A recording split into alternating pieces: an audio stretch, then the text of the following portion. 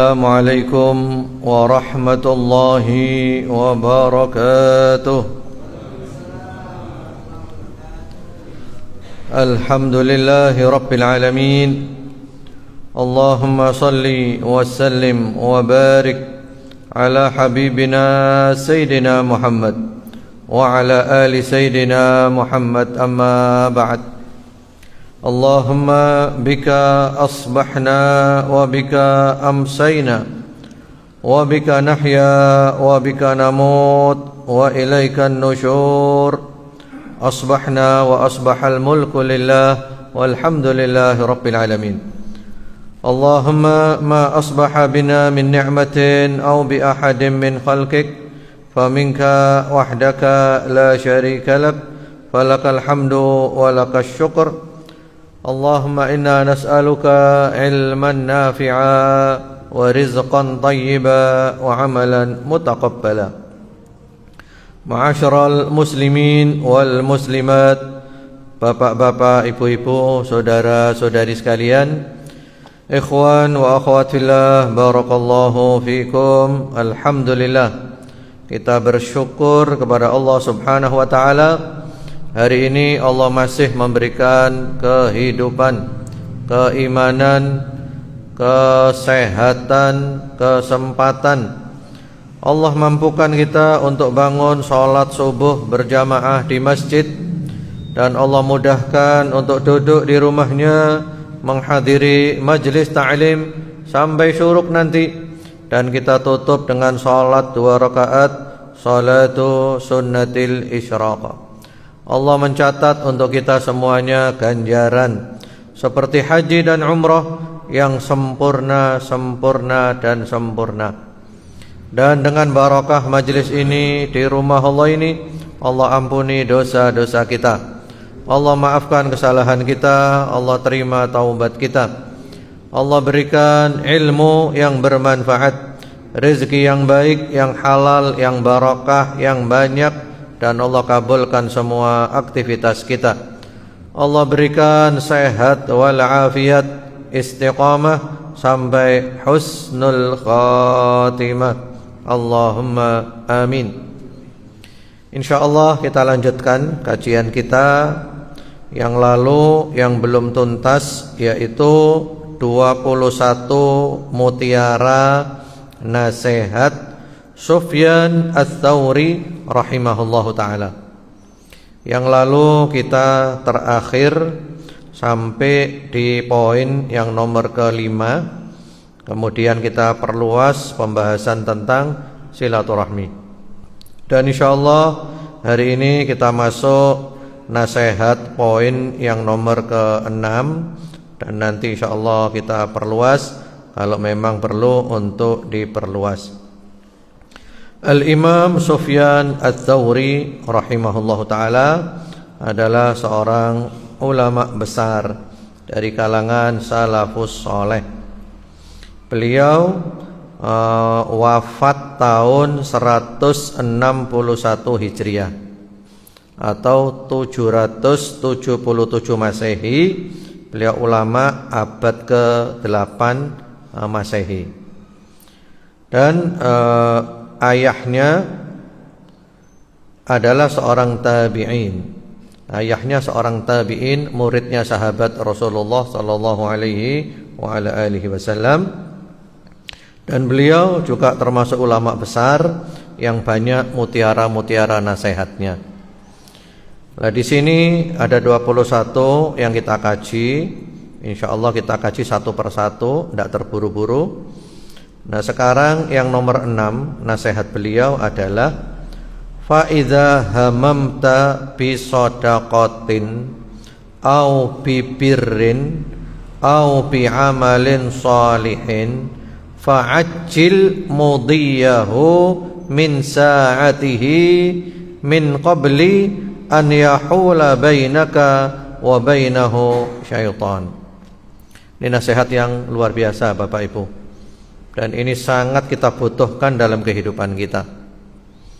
Kata beliau, jika engkau berniat untuk bersedekah atau berbuat kebaikan, atau melakukan amal soleh, maka segerakanlah melaksanakannya pada saat itu juga, sebelum setan menghalangimu. Ya, ini luar biasa dan ini sangat kita butuhkan. Ini sering terjadi dalam kehidupan sehari-hari. Jadi maksudnya beliau, kalau kita ini punya niat kepingin sedekah. Lah Bapak Ibu di masjid iki misalnya ono pengajian tentang sedekah. Kemudian Bapak Ibu aku kepingin sedekah rek. Fadilai gede. Nah, di sini nasihatnya adalah segera laksanakan, enggak pakai lama.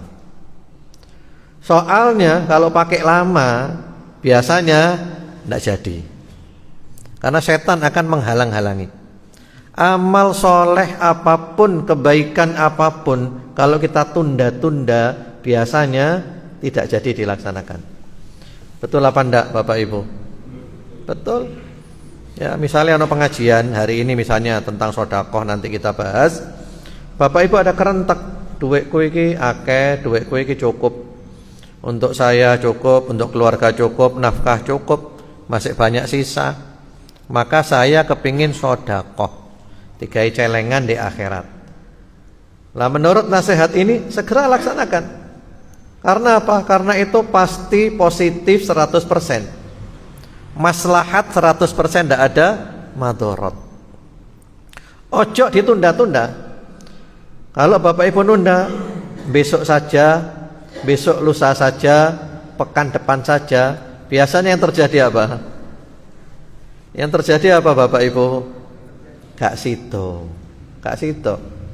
Jadi pokok perbuatan baik yang jelas-jelas bermaslahat, ya, dan tidak bermadorot, segera laksanakan, gak pakai lama. Misalnya tobat. Ya tobat, aku iki dosaku akeh, aku harus tobat, segera tobat. Sekarang juga gak pakai lama. Ojo ditunda. Karena kalau ditunda biasanya besok, ternyata mati durung tobat. Jadi maksudnya itu perbuatan baik segera laksanakan saat itu juga, enggak pakai lama.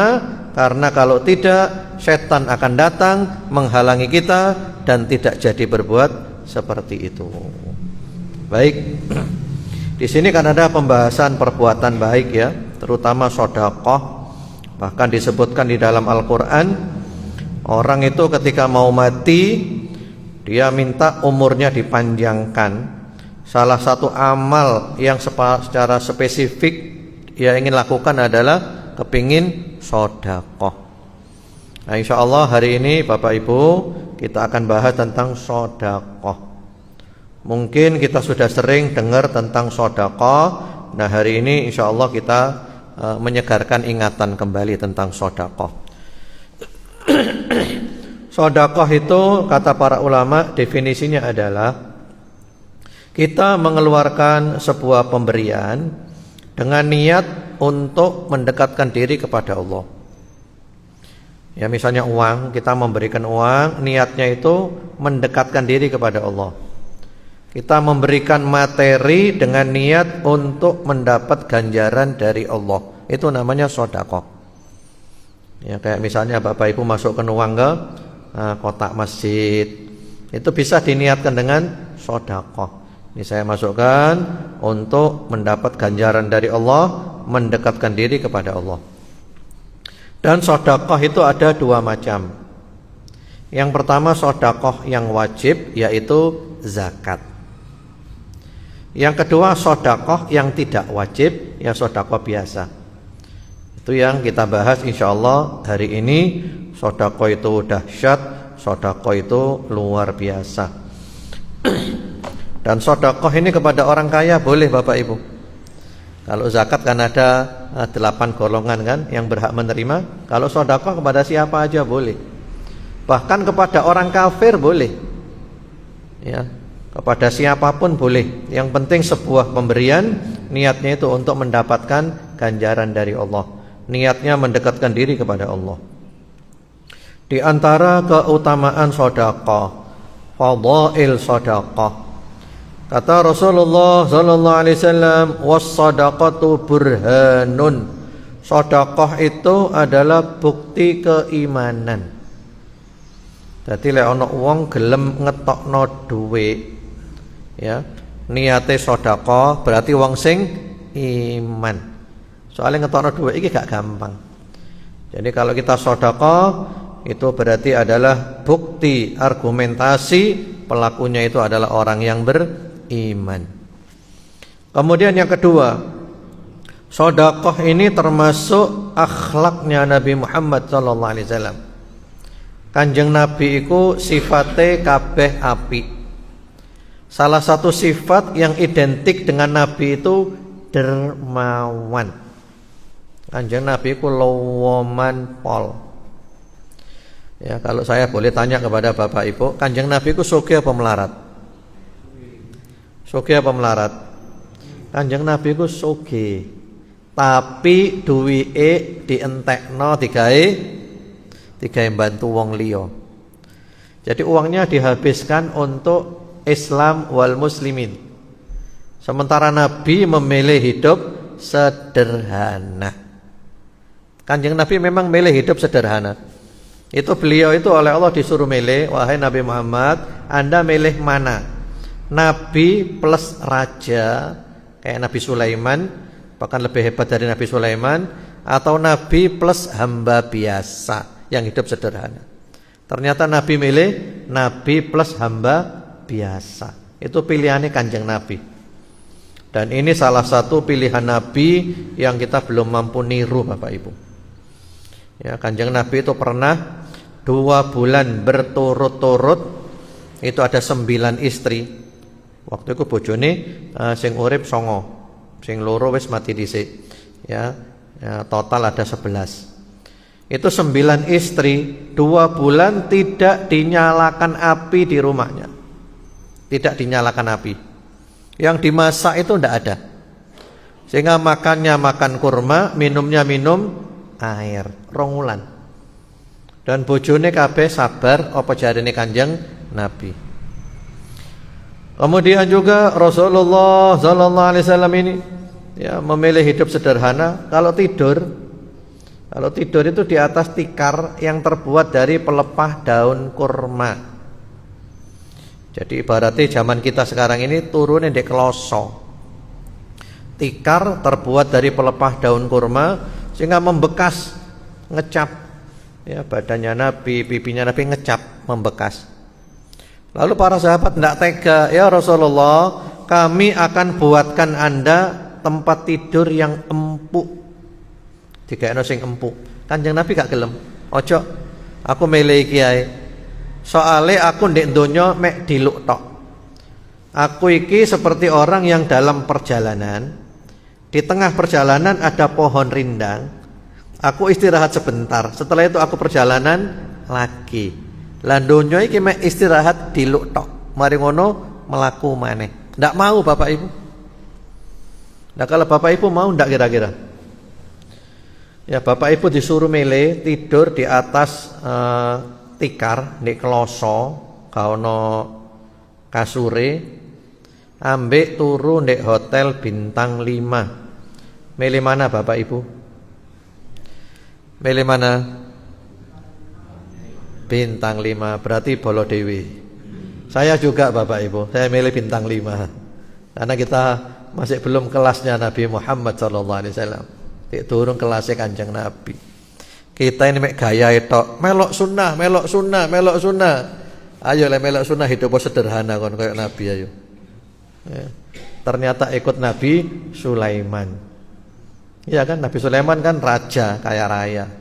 Tapi Kanjeng Nabi milih hidup sederhana. Nah beliau itu dermawan, uangnya buat nyumbang sana nyumbang sini. Terutama puncak dermawannya Rasulullah SAW adalah bulan Ramadan. Ketika ketemu malaikat Jibril, itu Nabi tawambah loman seperti angin yang berhembus.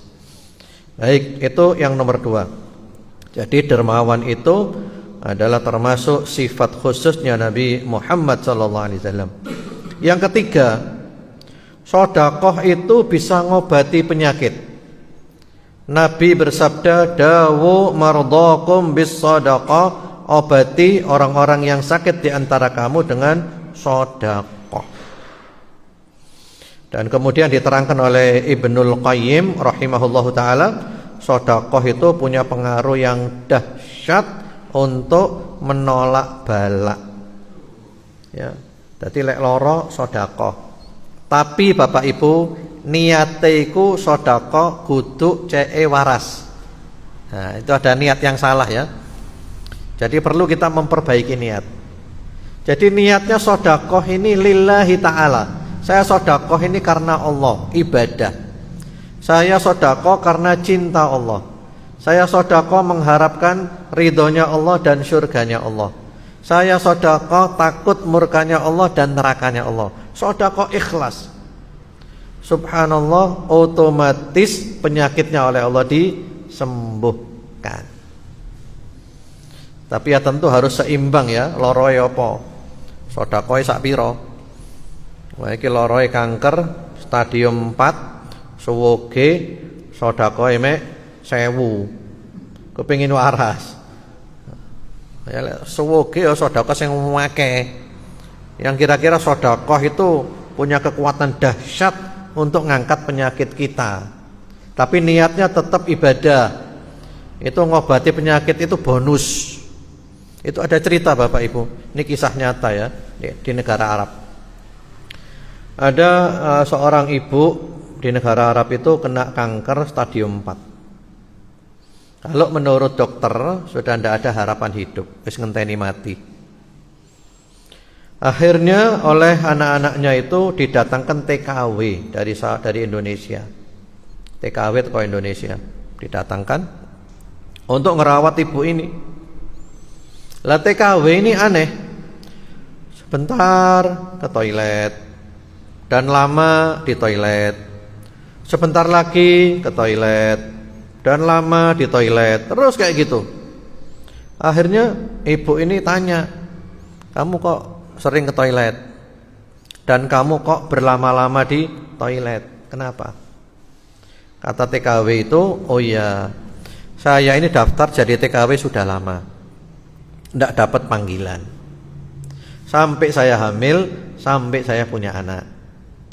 Lah ini saya baru melahirkan, saya masih nyusui anak saya, dapat panggilan. Terpaksa saya berangkat karena faktor ekonomi. Karena saya punya anak, saya nyusui, maka susu saya ini keluar terus. Cek metu terus susu nih. Itu kalau saya biarkan sakit. Karena itu saya ke kamar mandi untuk mengeluarkan susu itu. Sambil saya membayangkan sedang nyusui anak saya." Ya, subhanallah, itu ibu itu langsung tersentuh hatinya, tidak tega. Ya Allah, seakan tidak TKW kira. Tanpa sepengetahuan TKW tadi diurus kepulangannya. Padahal baru datang. Diurus kepulangannya, ya semuanya beres. Lalu dibilang kepada TKW itu, "Ini tiketmu, ya kamu pulang aja ke Indonesia. Karena aku bisa merasakan yang kamu rasakan. Kamu fokus nyusui anakmu. Dan kontrak kerjamu 2 tahun sudah tidak ada masalah, gugur semuanya, dan kamu tetap tak kasih gaji 2 tahun. Dikai gaji 2 tahun Bapak Ibu. Padahal mek kerja sih ya seminggu apa 2 minggu. Ini ya, udah kamu pulang aja, kamu susui anakmu. Nanti kalau kamu ada perlu apa, hubungi kami akan bantu lagi." Wes TKW ini mulai. Subhanallah, begitu TKW pulang, ini ibu merasakan badannya itu enak. Rasanya kok enak Pak Kurek. Akhirnya dia periksa, dia check up, dan ternyata benar kankernya itu hilang. Allahu Akbar. Ini namanya apa? Obati penyakit dengan sedekah. Tapi ibu tadi ketika sedekah itu ndak ada pikiran, "Cek aku waras gak mikir iku. Ki sedekah lillah fillah. Aku nulung wong seakan lillah karena Allah." Ya, lillah karena Allah. Enggak ada mikir cek penyakitku disembuhno gak ono hitung-hitungan. tapi oleh Allah diberi bonus. Bonusnya adalah penyakitmu disembuhkan. Dan cerita kayak gini ini banyak Bapak Ibu. Yang penting niatnya adalah tetap sedekah, niatnya ibadah. Adapun penyakit disembuhkan itu adalah salah satu bonusnya. Kemudian yang keempat, orang yang bersedekah itu nanti oleh Allah diberi ganti yang semisal bahkan mungkin lebih. Disebutkan di dalam hadis Sahih Bukhari Muslim, Allah itu berfirman, hadis qudsi, kata Allah, anfik ya bena Adam unfik alaik. Wahai anak Adam, infaklah, pasti aku infak kepadamu. Ya, kalau kita pakai bahasa sedekah, wahai anak Adam, sedekahlah, engko awakmu tak kei dhuwit ngono lho. Tokno dhuwitmu, engko awakmu tak kei dhuwit maneh. Subhanallah. Dan ini fakta, ini realita, ini kenyataan. Belum ada ceritanya orang sedekah lalu jatuh miskin. Yang ada tambah barokah.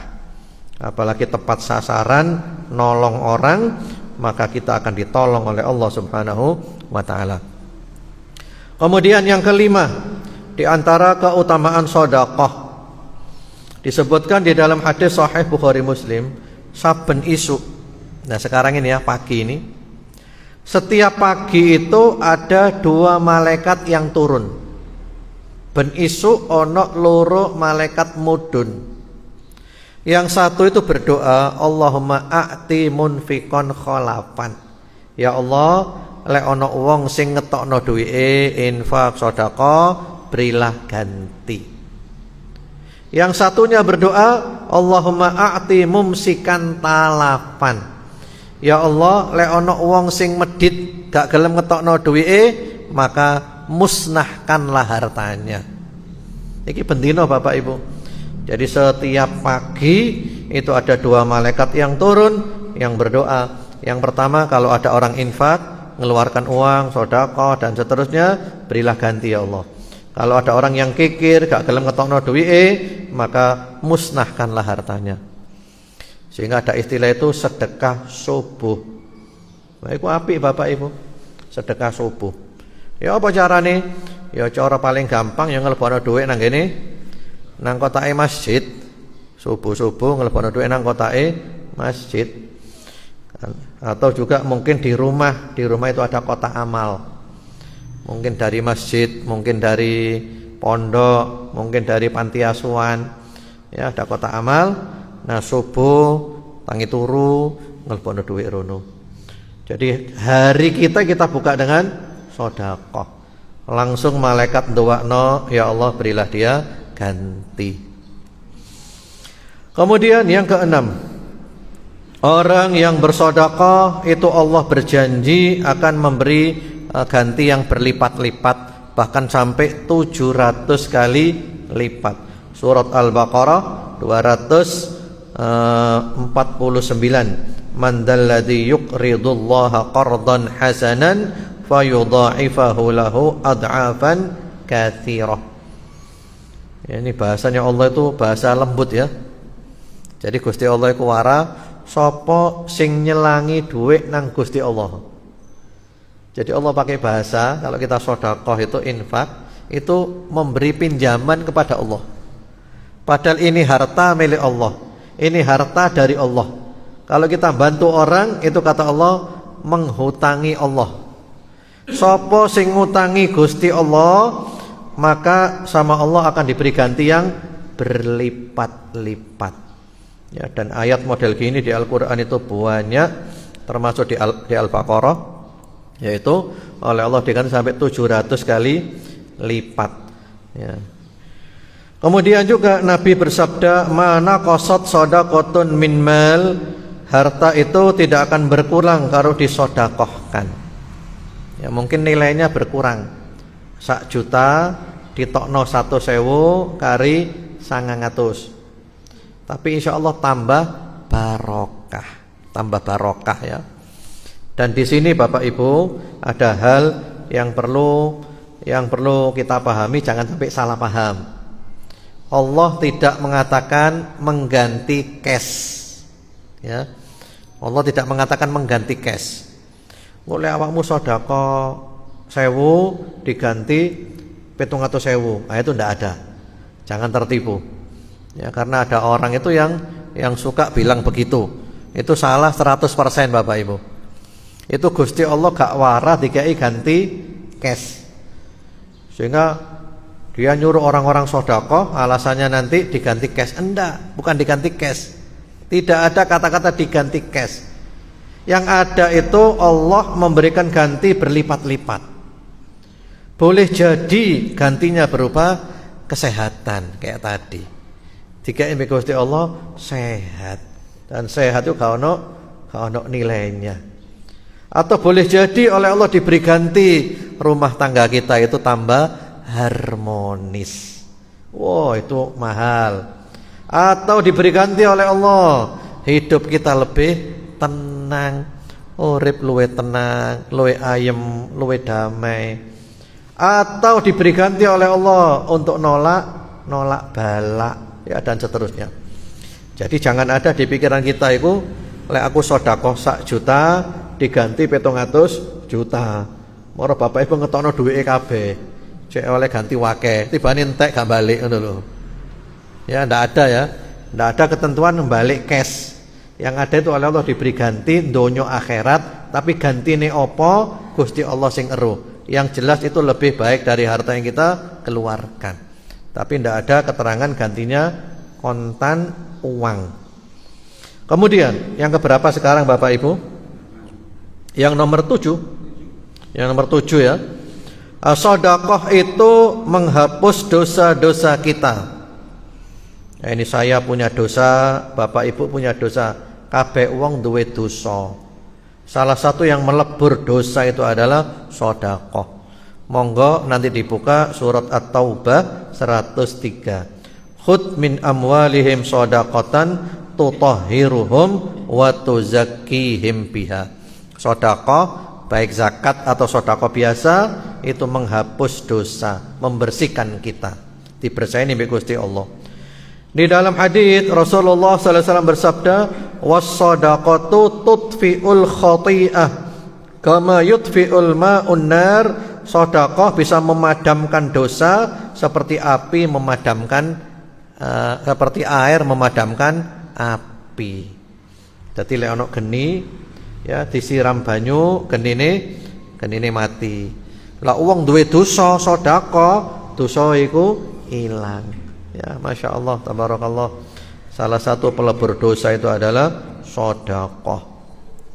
Kemudian juga sedekah itu menyelamatkan kita dari marahnya Allah dan menyelamatkan kita daripada mati su'ul khotimah. Ya. Jadi Gusti Allah kate ngamuk nang awake dhewe Bapak Ibu, lalu kita sedekah. Tapi tentu sedekahnya sesuai dengan hartanya ya. Jangan kayak tadi. Ya, kita ini kaya raya, supaya Allah tidak marah, saya mau sedekah. Sedekah berapa? 1000. Ya ketitiken deh. Ya sing akeh titik ngono, tambah ono. Ya, jadi memadamkan marahnya Allah. Nabi bersabda, "Inna shadaqat la tudfi'u ghadabar rabb wa tadfa'u an mitatis su." Sedekah itu memadamkan kemarahan Allah dan menyelamatkan dari mati su'ul khotimah. Ini yang kita takutkan itu Bapak Ibu, mati su'ul khotimah. Kita semuanya, saya dan Anda, yang kita tunggu cuma satu. Sing dinteni siji Bapak Ibu. Sing dinteni apa Bapak Ibu? Kita nunggu apa sekarang? Ngenteni mati, ngantri mati. Lah yang mati dulu siapa kira-kira di antara kita ini? Sing mati dhisik sapa Bapak Ibu? Ojo ndelok sing tuwa lho. Karena kita kalau ada kata-kata sing mati dhisik sapa ngelirik sing tuwa, iki paling. Belum tentu. Ya, belum tentu. Mati itu ndak nunggu tua. Mati itu ndak nunggu sakit. Mati itu ada ajalnya. Lek wis ajale berangkat. Sik enom sehat walafiat wis ajal berangkat. Sebaliknya sudah tua, sakit-sakitan, lek durung ajal, ya gak mati-mati si awet ya. Ya seperti itu. Nah, kita berharap dengan sedekah-sedekah ini, untuk nanti sedekah datang kita digiring untuk mati husnul khatimah. Ya, tidak mati su'ul khatimah. Cita-cita kita itu adalah mati husnul khatimah. Itu cita-cita tertinggi Bapak Ibu. Sehingga saya dulu ketika pulang dari Arab, dari sekolah di Arab, itu saya bikin majelis taklim. Saya beri nama majelis taklim dan dakwah husnul khatimah. Soalnya apa? Kepingin mati husnul khatimah. Gaya pondonyo kabeh lek matine suul khatimah. Kalau nanti kita mati husnul khatimah, mati pas sholat, mati pas ngaji, mati pas umroh, mati di Madinah, mati di Mekah, mati di Palestina, jihad membela Masjidil Aqsa, mati mengucapkan la ilaha illallah, sukses, kamu sukses ya. Mudah-mudahan kita termasuk yang mati husnul khatimah. Allahumma amin. Kemudian yang ke-9, sedekah ini menyelamatkan nanti hari kiamat. Surat Al-Insan ayat 8 sampai 12. Al-Insan 8 sampai 12. Fa waqahumullahu syarra dzalikal yaum. Orang yang sedekah itu diselamatkan dari keburukan-keburukan pada hari kiamat. Kemudian Nabi bersabda, ittaqun nar walau bisyikki tamrah. Selamatkan dirimu dari api neraka walaupun dengan separuh butir kurma. Separuh butir kurma. Ini maksudnya itu orang gak duwe duit, wong melarat. Dia cuman punya kurma 1. Karena dia punya kurma 1, oleh dia dibagi 2. Yang separuh dimakan, yang separuh disedekahkan. Separuh butir kurma dia terselamatkan. Wah, Masya Allah ya. Tapi jangan salah paham hadits ini Bapak Ibu ya. Kalau salah pahami bahaya hadits ini. Wah, Bapak Ibu mulai moro sedekah kurma separuh. Padahal kurma yang di oma wake. Itu bukan ya, bukan tekstual gitu. Ini maksudnya itu orang memang tidak punya, mek duwe kurma siji, maka dibagi loro. Sing separuh tak pangan, sing separuh tak sedekahno. Ya seperti itu. Artinya sedekah ndak nunggu kaya dulu. Wong melarat ya iso sedekah. Kemudian yang nomor ke-10. Lah itu nanti hari kiamat kita akan berada di padang mahsyar kan. Matahari di atas kepala kita dan masing-masing orang bermandikan keringat. Sampai ada orang tenggelam oleh keringatnya. Tapi ada kelompok yang tidak kena sengatan matahari. Mereka teduh, mereka sejuk. Siapa mereka itu? Salah satunya adalah orang yang rajin sedekah. Itu Nabi bersabda, kullu mri'in fi dhilli shadaqatihi. Masing-masing orang itu berada dalam naungan sedekahnya. Dadi kok sedekah ndek dukure awake dhewe ndek kene. Dadi gak kena panas. Ya, kita sejuk, kita teduh berkat sedekah kita. Sehingga ada seorang perawi hadits ini Bapak Ibu, ya, dia mengetahui keutamaan sedekah yang luar biasa. Dia punya prinsip tidak ada hari tanpa sedekah. Aku harus bendino sedekah. Ketika di rumahnya tidak ada apa-apa, maka dia sedekah kaak. Kaak itu biskuit. Ndek omah gak ono duit, tapi ono biskuit. Ya wis dina iki sedekah biskuit. Atau baslah. Baslah itu bawang merah. Gak ono duit ndek omah, tapi ono brambang. Ya wis dina iki sedekah brambang. Satu butir, satu biji.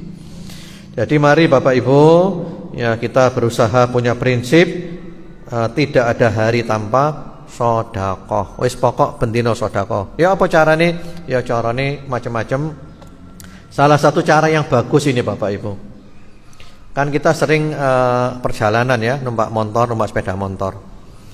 Itu kan ada orang-orang di perempatan itu, polisi dadakan itu loh. Termasuk di sana itu kan, yang ngatur-ngatur itu loh. Itu sebenarnya mereka itu butuh uang mereka itu. Mereka itu punya istri, punya anak-anak. Dan mereka mungkin mau minta-minta itu malu. Kata ngemis malu. Maka untuk menjaga kehormatannya, mereka bantu-bantu menertibkan lalu lintas. Wis niyato sedekah. Bagi mereka itu sesuatu banget. 2000 iku wis terima kasih luar biasa. 2000 tok iki lho. Terima kasih yo, tak doano selamat sampean, tak doano selamat sampean. Lah itu kita niatkan sedekah. Engko liwat kene sedekah, mungkin kadang 2000, kadang 5000. Lek ana rezeki akeh kayak ana 10.000. Bahkan kadang-kadang kayak ana 50.000 Bapak Ibu. Nangis iku. Sampai kayak 50.000 nangis. Dikira sampean malaikat. Tuh, iku malaikat rupane iku rek. Iya. Soalnya mereka kayak mimpi dapat 50.000 itu. Apa meneh 100 tambah, dikira sampean malaikat Jibril itu. Oh, Jibril cocok ya, seperti itu. Daripada kita memberi orang minta-minta di lampu merah. Itu kalau saya tidak pernah memberi. Apalagi yang gendong anak tambah kata kei, dosa gede yo. Itu memanfaatkan anak untuk minta-minta, mengeksploitasi. Dan memang mereka itu orang-orang yang males kerja. Kerja ya apa? Jaluk-jaluk. Bahkan omsete gede iku. Iku lek sore ngitung duit oleh akeh atusan ewu iku. Ya, seperti itu. Jadi memberi orang-orang, apalagi memberi orang yang diberi tidak tahu. Wah, ini tambah luar biasa Bapak Ibu. Caranya apa? Caranya ya, misalnya ada orang tidak mampu, nah itu kita transfer ke sekolahannya. Iki ya, SPP ini si fulan wis. Tapi ojo kondo-kondo teko sapa. Jika dia mau bayar, wis ono sing bayar. Lho sapa? Ya mbuh. Waduh, ganjarane gawat itu. Itu juga demi menjaga keikhlasan. Yang diberi pun tidak tahu siapa yang memberi. Baik, saya tutup dengan cerita. Ini terakhir ya. Ini kisah nyata. Ini kisah terjadi kepada cicitnya Nabi. Onok putune Kanjeng Nabi jenenge Al Husain bin Ali bin Abi Thalib. Lah iki anake Sayyidina Husain. Namanya Ali Zainal Abidin. Ini kisah nyata ya, bukan bohong. Ini ada di biografi beliau di semua kitab. Beliau ini Bapak Ibu ketika meninggal dunia, ketika dimandikan jenazahnya, sing ngadosi ku heran. Soalnya gegere iku ngapal. Jadi di punggungnya itu ngapal, wireng-ireng. Ngapal pokoknya wis punggungnya itu. Yang memandikan heran, opo iki rek? Kok gegere iki ngapal kabeh, ireng kabeh. Dan ndak tahu mereka. Mbok kenapa ya Kak Rul? Wis pokok diadusi ya wis. Mari diadusi, dikafani, disolati, dikubur. Setelah dikubur ya, 1 hari 2 hari itu fuqara wal masakin, orang-orang melarat dari pinggiran Madinah masuk ke Madinah. Mereka bilang tidak ada yang mengirimkan kepada kami bahan makanan. Biasa ono wong sing ngenteri bahan makanan. Iki wis pirang dina gak ono sing ngenteri. Ya. Ternyata beliau ini Sayyidina Ali Zainal Abidin ini hampir tiap malam Bapak Ibu mikul dhewe. Bahan makanan dipikul dhewe. Mungkin kurma, mungkin gandum ya dipikul dhewe. Diantarkan ke rumahnya fakir miskin. Dideleni karo omahe. Dan fakir miskin gak ero sapa sing ngenteri. Pokok ndelok buka omah iku wah ono kurma rek, ono apa? Gandum. Dan Ali Zainal Abidin ini ketika hidup dituduh sebagai orang kikir. Ali ki medit, gak tahu nyumbang, medit pokoknya Ali ki. Ternyata setelah mati baru ketahuan Bapak Ibu, dia menghidupi 100 keluarga di Madinah. Ya, 100 keluarga. Gak ono wong sing ruh. Ya, ketahuannya setelah meninggal. Itu karena punggungnya itu ngapal dan juga fakir miskin itu gak ono sing ngirimi maneh. Biasa dikirim gak ono sing ngirimi. Wah iki jenenge apa? Ikhlas. Padahal wong sak dewan daruwara iki Ali iki medit. Wah Ali iki medit iki gak tau nyumbang, medit. Tibane nyumbange paling wakeh. Tapi gak ono wong sing roh. Waduh masyaallah. Itu berarti lillah fillah. Semoga bermanfaat. Allah jaga kita, Allah lindungi kita, Allah selamatkan kita, Allah berikan sehat walafiat, istiqamah sampai mati, husnul khatimah. Wa sallallahu wasallam ala sayyidina Muhammadin wa ala alihi walhamdulillahi rabbil alamin. Subhanakallahumma wa bihamdika asyhadu an la ilaha illa anta astaghfiruka wa atubu ilaik. Wassalamualaikum warahmatullahi wabarakatuh.